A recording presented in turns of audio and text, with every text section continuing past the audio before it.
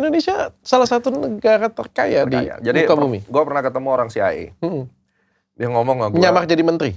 Enggak, dia di kalangan dia pernah kerja ya, dia pernah kerja sama CIA. Jadi ya gue ngomong dia bagian daripada CIA lah. Dia ngomong sama gue, minyak kita 100 tahun nggak habis. Sampai 100 tahun nggak habis, mau eksploitasi segimana gede nggak bakal habis. Itu baru minyak, belum yang lain.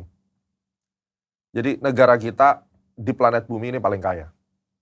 Jadi kalau dibilang sepenting apa, penting sekali untuk dieksploitasi. Dibandingkan dengan Arab Saudi? Jauh menang kita, bro. Dubai? Menang kita. Terus kenapa kita masih miskin? Nah, itu dia.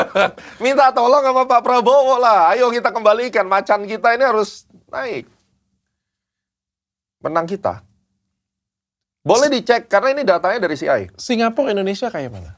Ya kayak kita lah, bro. PDB-nya kenapa tinggi sih? Nah, itu dia.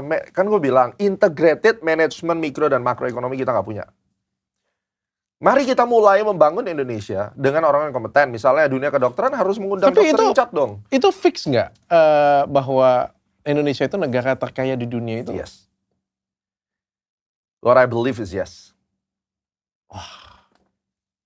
Bro, Amerika itu nggak pernah mau deal sama negara miskin. Kalau miskin dibiarin, nggak diganggu. Oke? Negara kita, hubungan sama Amerika itu kan sangat dekat. Plus sekarang sangat dekat juga sama China. Ya kan? Kalau kita bilang kenapa Amerika pertama kali tertarik sama kita? Emas. Kita ngomong emasnya aja itu kita nggak habis. Bergunung-gunung emas kita, coba bayangin.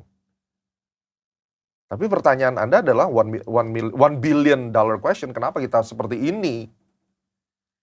Kalau sebuah negara yang sangat kaya, tetapi tidak memiliki manajemen yang benar, endingnya apa? Digunakan oleh negara yang kuat, kan pasti dieksploitasi. Dieksploitasi dong, itu udah hukum alam.